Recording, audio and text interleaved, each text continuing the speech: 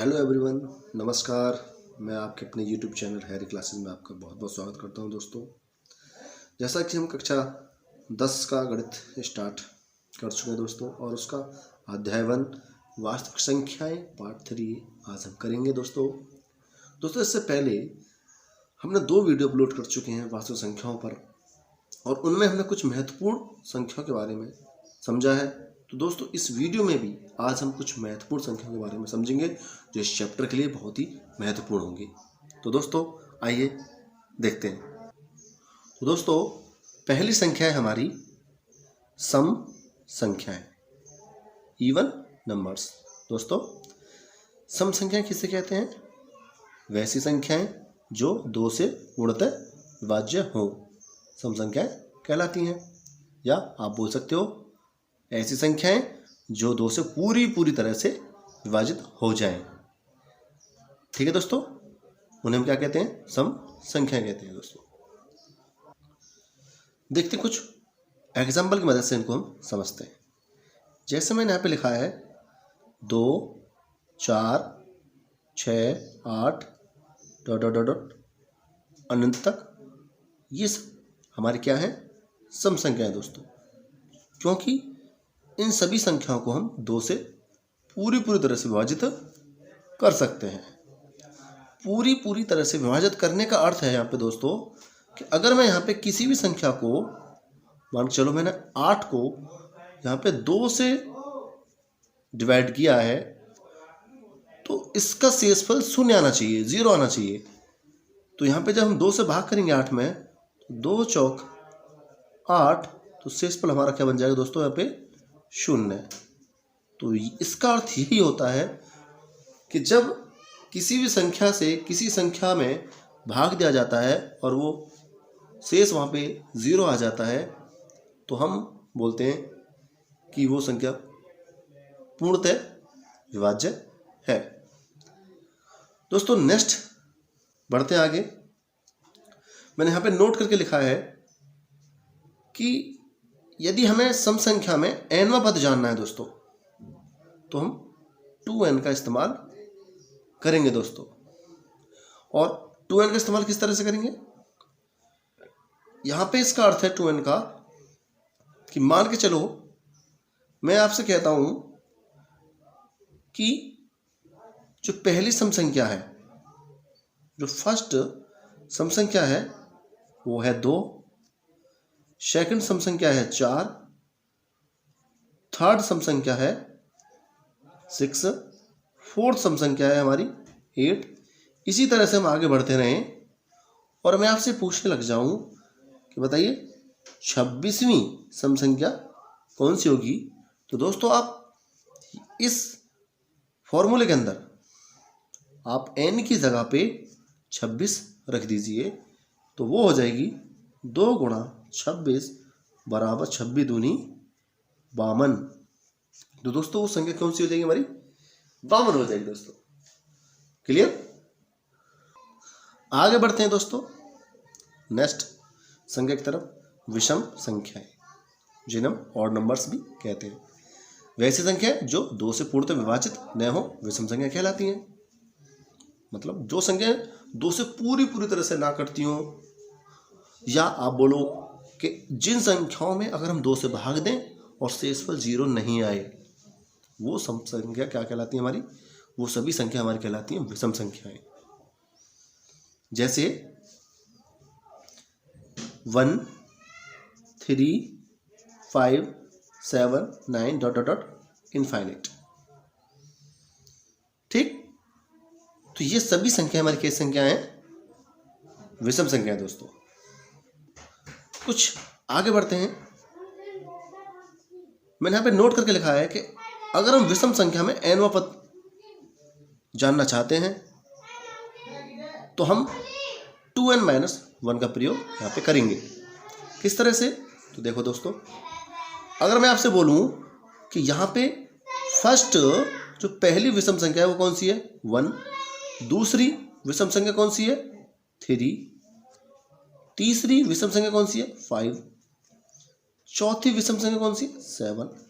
ऐसे में आगे चलता रहूं, तो अगर मैं आपसे पूछूं 17वीं विषम संख्या कौन सी है, तो आप प्रयोग करोगे 2n-1 का। कैसे, आपको कुछ नहीं करना, सिर्फ n के स्थान पर 17 रख देनी है। तो यहाँ पे 2 9 लिख लेना है, n की जगह पे 17 माइनस के 1, 17 दूनी 34 माइनस 1 बराबर हो जाएगा 33 दोस्तों। तो अगर हम प्रारंभ से विषम संख्याओं में 17वीं संख्या पूछें तो वो कौन सी होगी हमारी दोस्तों, तो वो होगी हमारी 33। आगे बढ़ते हैं दोस्तों नेक्स्ट संख्या की ओर, भाज्य अथवा यौगिक संख्याएं, जिन्हें हम कंपोजिट नंबर्स भी बोलते हैं। तो भाज्य अथवा यौगिक संख्याएं किन्हें कहते हैं, वैसी संख्याएं जिनके 2 से अधिक गुणनखंड हो, या आप बोल सकते हो भाज्य संख्या के लिए कम से कम 3 संख्या से विभाजित होना चाहिए। इसका अर्थ दोस्तों यह है कि भाज्य संख्या हम उन संख्याओं को बोलेंगे जिन संख्याओं के 2 से अधिक गुणनखंड होंगे, या वह संख्या भाज्य संख्या कहलाएगी जो संख्या कम से कम 3 संख्याओं से पूर्णतः विभाजित होगी। तो दोस्तों कुछ इसके एग्जाम्पल लेके समझते हैं। देखिए मैंने यहाँ पे लिख रखा है कि 1 2 3 4 5 6 7 डॉट डॉट डॉट इस तरह से। तो दोस्तों यहाँ पे कुछ हम प्रैक्टिकल करके देखेंगे। आप मान के चलिए 1 है, यहाँ पे मैंने पहले लिख रखा 1, तो 1 को कौन डिवाइड कर सकता है, 1 को कौन काट सकता है, पूरी तरह से कौन विभाजित कर सकता है, तो आप बोलोगे सिर्फ 1 को 1 ही विभाजित करेगा। दोस्तों फिर मैं यहाँ पे बढ़ता हूँ, 2 को कौन विभाजित करेगा, तो 2 को हम विभाजित कर सकते हैं एक तो 1 के द्वारा और एक सिर्फ 2 के द्वारा। ऐसे ही दोस्तों हम 3 को किससे विभाजित कर सकते हैं, एक तो 1 से और एक 3 से। दोस्तों अगर मैं बात करूं 4 किससे डिवाइड हो सकता है, तो दोस्तों आप बोलोगे 4 को आप 1 से डिवाइड कर सकते हो, 4 को आप 2 से डिवाइड कर सकते हो क्योंकि 2 दूनी 4, और फिर 4 को आप 4 से भी डिवाइड कर सकते हो दोस्तों। तो दोस्तों यहां पे आप गौर से देखिए 1 का केवल एक गुणनखंड है, 2 का केवल 2 गुणनखंड है, 3 के भी 2 गुणनखंड है, 4 के यहाँ पे आप देखिए 1 2 और 3, यहाँ पे 3 गुणनखंड हैं 4 के। ठीक दोस्तों, मतलब 4 को यहाँ पर 3 संख्याओं के द्वारा विभाजित किया जा सकता है दोस्तों। तो इसका अर्थ ये हुआ कि जो सबसे पहली जो भाज्य संख्या हमारी बनी वो बनी 4। तो सबसे पहली भाज्य संख्या कौन सी है, 4।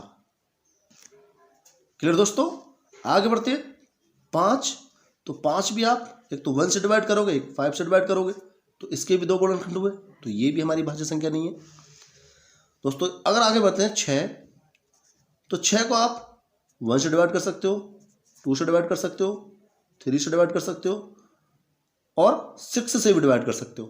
तो दोस्तों इसके देखो 2 से अधिक गुणनखंड है नहीं है, तो ये भी क्या है, हमारी एक भाज्य संख्या है। तो दोस्तों अगर हम यहाँ पे देखें कि भाज्य संख्या का जो कलेक्शन करें, तो सबसे पहली होगी हमारी 4, उसके बाद होगी 6, 7 नहीं है दोस्तों, उसके बाद होगी 8, उसके बाद होगी 9, उसके बाद होगी 10, और इसी तरह से हम और भी आगे प्राप्त कर सकते हैं दोस्तों मैंने यहाँ पे कुछ नोट करके चीज़ें लिखी हैं कि इन्हें संयुक्त संख्याएं भी कहते हैं। संयुक्त का मतलब समझ रहे हो दोस्तों, संयुक्त का अर्थ है कि यहाँ पे आप देख रहे होंगे कि 4 6 8 9 10, तो यहाँ पे 4 6 8 तो सम है, 9 क्या है, विषम है दोस्तों। तो इसमें सम भी शामिल है और इसमें विषम भी शामिल है, तो इसलिए इनको क्या कहते हैं दोस्तों, इन्हें संयुक्त संख्याएं भी कहते हैं। दोस्तों कुछ भाज्य संख्या से संबंधित महत्वपूर्ण बिंदु के बारे में हम यहाँ पे समझेंगे। जैसे दोस्तों अगर हम बात करें आपको कि पहली यानी कि प्रथम भाज्य संख्या कौन सी है दोस्तों? प्रथम भाज्य संख्या कौन सी दोस्तों? आप बताइए गौर से, देखो ऊपर तो आप देख रहे हैं सबसे पहली भाज्य संख्या कौन सी है? 4। क्लियर दोस्तों? फिर यहां पे हम दूसरा पॉइंट अगर बनाएं दोस्तों कि प्रथम सम भाज्य संख्या कौन सी है दोस्तों? प्रथम सम भाज्य संख्या दोस्तों, गौर से देखिए, तो वो सम भी होनी चाहिए और वो भाज्य भी होनी चाहिए। तो कौन सी है वो 4 ही है हमारी, क्योंकि 4 सम संख्या भी है और प्रथम भाज्य भी है। तीसरा पॉइंट हम देखते हैं कि प्रथम विषम भाज्य संख्या कौन सी है दोस्तों? प्रथम विषम भाज्य संख्या, तो आप गौर से देखिए, वो विषम भी होनी चाहिए दोस्तों, वो विषम भी होनी चाहिए और भाज्य भी होनी चाहिए। तो आप देखो गौर से, यहाँ पे 4 तो है नहीं विषम, ना ही 6 है विषम, ना ही 8 है विषम, तो हमारी कौन सी बनी? 9 दोस्तों। प्रथम विषम भाज्य संख्या कौन सी है? 9। ठीक है दोस्तों, आगे बढ़ते हैं दोस्तों। अगर इन्हीं प्रश्नों को आपसे कुछ भाषा बदलकर पूछ लिया जाए तो वो पूछ सकता है कि सबसे छोटी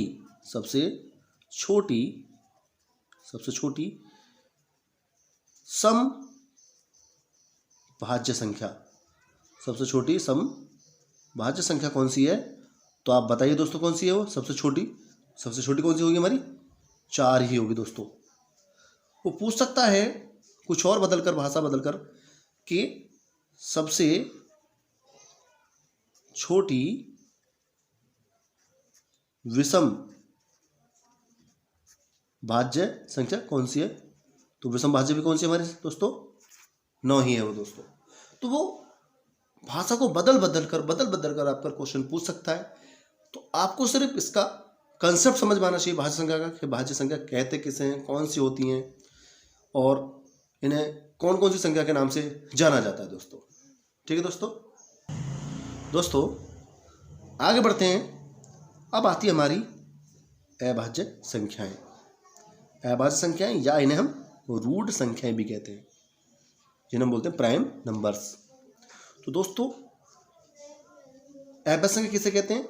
वैसी संख्याएं जिनके केवल और केवल 2 गुणनखंड हो, अर्थात आप ऐसे ही बोल सकते हो कि जो संख्या केवल एक अथवा अपने आप से अर्थात स्वयं से पूर्णतः कटती हो, तो उसे हम क्या बोलते हैं? अभाज्य संख्या कहते हैं। वो संख्या क्या कहलाती है हमारी? अभाज्य संख्या कहलाती है। जो संख्याएं केवल अपने आप से और 1 से विभाजित हो, उन संख्याओं को हम अभाज्य संख्या कहते हैं। या आप बोल सकते हो कि जिनके केवल 2 गुणनखंड हो, उन्हें हम अभाज्य संख्या कहते हैं। जैसे दोस्तों 2, 3, 5, 7, 11, 13, 17, 19 ... इसी तरह से आगे हम बढ़ते चलेंगे। तो यहाँ पे हम देखते हैं कि 2 दोस्तों 2 जो है, इसको आप किस से डिवाइड कर सकते हो? तो आप बोलोगे 2 को हम सिर्फ 1 से और 2 से डिवाइड कर सकते हैं। तो इसके हुए ना हुए 2 गुणनखंड, एक तो 1 हो गया और एक 2 हो गया, तो इसके 2 गुणनखंड हो गए। और हमें अगर किसी भी संख्या के 2 गुणनखंड मिल जाए तो समझ लेना वो हमारी जो संख्या है वो कैसी संख्या? अभाज्य संख्या। दोस्तों मैं बात करूँ 3, तो 3 के भी यहाँ पे 2 गुणनखंड है दोस्तों, एक तो 1 और एक 3, यानी कि 3 को सिर्फ एक तो 1 डिवाइड कर सकता है और एक 3 डिवाइड कर सकता है। ठीक दोस्तों, ऐसे ही 5 है, 5 को भी यहाँ पे 1 डिवाइड करेगा और 5 डिवाइड करेगा। तो जितनी भी मैंने ये सब संख्याएं लिखी हैं, इन सभी संख्याओं के केवल सिर्फ 2 ही गुणनखंड आपको मिलेंगे, इसलिए हम इनको क्या बोलते हैं? अभाज्य संख्या। दोस्तों अभाज्य संख्याओं के कुछ महत्वपूर्ण बिंदु देखते हैं यहाँ पे हम, तो गौर से देखेंगे आप। पहला बिंदु दोस्तों हम बनाते हैं, सबसे पहले बोलेंगे सबसे छोटी सबसे छोटी अभाज्य संख्या कौन सी है दोस्तों? सबसे छोटी अभाज्य संख्या कौन सी है दोस्तों? तो आपको दिखाई दे रहा होगा जो सबसे पहली होगी वही हमारी सबसे छोटी होगी दोस्तों। और इस पे बहुत ही एक इंपॉर्टेंट क्वेश्चन बनता है कि सबसे छोटी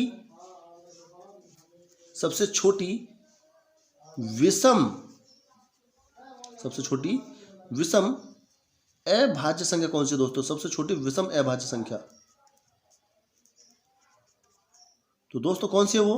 आप गौर से देखो तो सबसे छोटी विषम अभाज्य संख्या हमारी 3, जो विषम भी है और अभाज्य भी है। दोस्तों हमारे पास जितनी भी अभाज्य संख्याएं हैं उनमें सिर्फ 2 ही एक ऐसी अभाज्य संख्या है जो सम है, बाकी शेष जितनी भी अभाज्य संख्याएं हैं वो सब विषम होती हैं हमारी। तो सम सिर्फ जो हमारी अभाज्य संख्या वो कौन सी है? सिर्फ 2। तो हमें आप बोल सकते हैं सम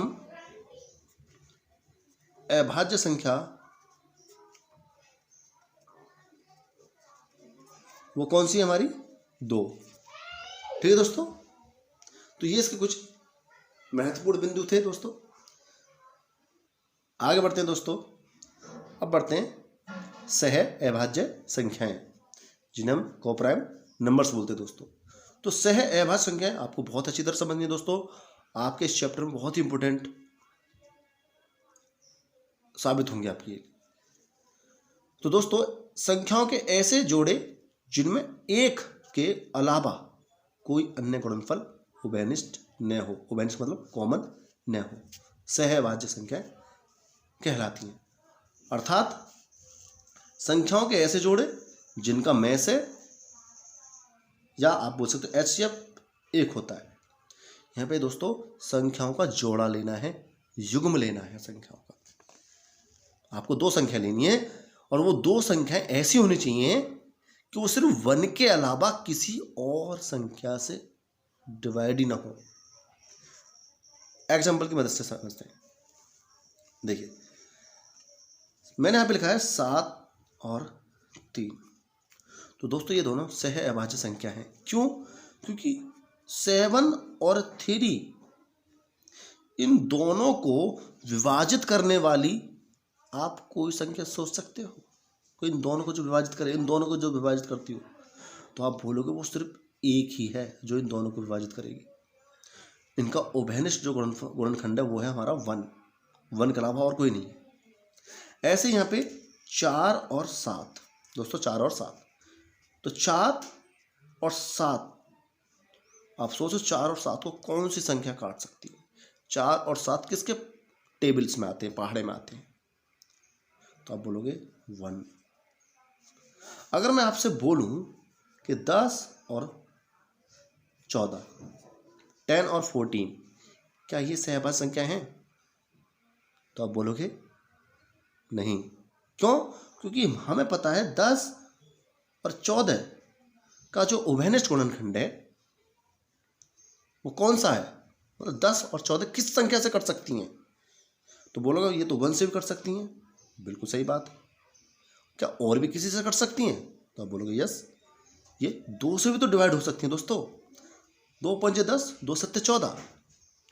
तो यहाँ पे ये बात हमारी यहाँ पे गलत है कि ये 2 से डिवाइड नहीं होनी चाहिए थी। क्यों? क्योंकि सह अभाज्य संख्याओं के लिए शर्त क्या है कि उसमें सिर्फ ओनली उभयनिष्ठ जो गुणनखंड होना चाहिए वो 1 ही होना चाहिए, ना कि कोई और होना चाहिए उसके अलावा। तो उन्हीं संख्याओं को दोस्तों क्या बोलेंगे? सह अभाज्य संख्याएं, जिनका में से 1 होता है, उनको हम क्या कहते हैं? सह अभाज्य संख्याएं कहते हैं दोस्तों। आगे देखते हैं दोस्तों वास्तविक संख्याएं, रियल नंबर्स किसे कहते हैं? सभी परिमेय तथा अपरिमेय संख्याएं वास्तविक संख्याएं कहलाती हैं। अगर आप परिमेय संख्याओं और अपरिमेय संख्याओं का एक समूह बना दो, उसी समूह को आप क्या बोलोगे? वास्तविक संख्याएं बोलेंगे। कैसे? तो जैसे यहाँ पे 3 है, 0 है, 7 है, 5/6 है, -7/8 है। ये सब दोस्तों क्या है? हमारी परिमेय संख्या है। पाई क्या है? अपरिमेय। √3 क्या है? अपरिमेय। -1 क्या है? परिमेय। √7 क्या है? अपरिमेय। ऐसे ही आगे बढ़ते चले जाएं हम।